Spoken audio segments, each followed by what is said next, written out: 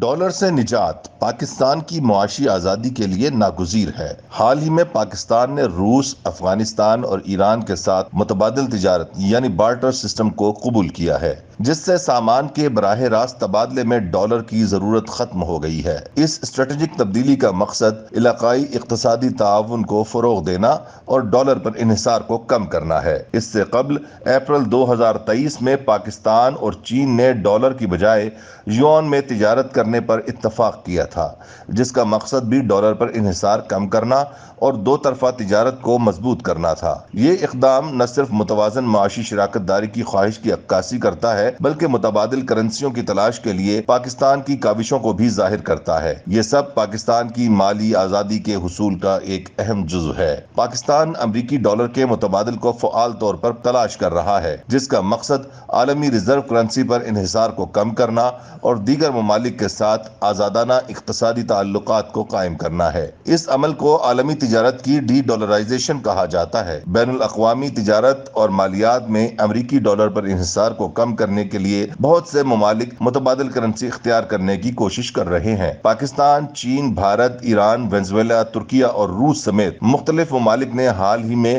D dollarisation کے حصول کے اقدامات کیے ہیں۔ تجزیہ کاروں کا دعویٰ ہے کہ عالمی معاشی حرکیات کے ارتقاء سے چلنے والے ڈی ڈالرائزیشن کا رجحان مقامی اور دو طرفہ معیشتوں کے لیے متعدد فوائد رکھتا ہے۔ مقامی کرنسیوں میں تجارت برآمد کنندگان اور درآمد کنندگان کو نقصان کے اندیشے میں توازن، سرمایہ کاری کے اختیارات میں اضافے اور زیادہ آمدنی اور فروخت کی یقین دہانی فراہم کرتی ہے۔ اس کا ایک بڑا فائدہ ان ممالک کو مصنوعی مہنگائی سے نجات کی صورت میں حاصل ہوگا، کیونکہ ڈالر کی قیمتوں میں چڑھاؤ ان ممالک میں بحران پیدا کر دیتا ہے جو اسی کرنسی میں بین الاقوامی تجارت کرتے ہیں۔ دو طرفہ تجارت میں ڈالر کا ثالثی کردار ختم ہونے سے ممالک کو اشیاء کی اصل قدر پر آگے بڑھنے میں مدد ملتی ہے، جس سے واقعی دو طرفہ تجارتی منظرنامے کو فروغ ملتا ہے۔ کرنسی کی حرکیات میں یہ ترقی پسند تبدیلیاں معاشی آزادی کو فروغ دیتی ہیں۔ اسی آزادی کی تلاش میں پاکستان اپنے زر مبادلہ کے نظام کو متنوع بنانے کی کوشش کر رہا ہے تاکہ اپنی معیشت کو بیرونی جھٹکوں سے محفوظ رکھ سکے اور ممکنہ مالی بحرانوں کے خطرات کم کر سکے۔ حکومت کی کوششیں ڈالر پر انحصار میں کمی کے عالمی رجحان کے ساتھ ہم آہنگ ہیں۔ اگرچہ پاکستان کی معیشت پر ان اقدامات کے اثرات کو ابھی تک مکمل طور پر محسوس نہیں کیا گیا ہے، لیکن وہ بدلتے ہوئے عالمی مالیاتی منظرنامے کے مطابق ڈھالنے کے لیے ایک فعال نقطہ نظر کی نشاندہی کرتے ہیں۔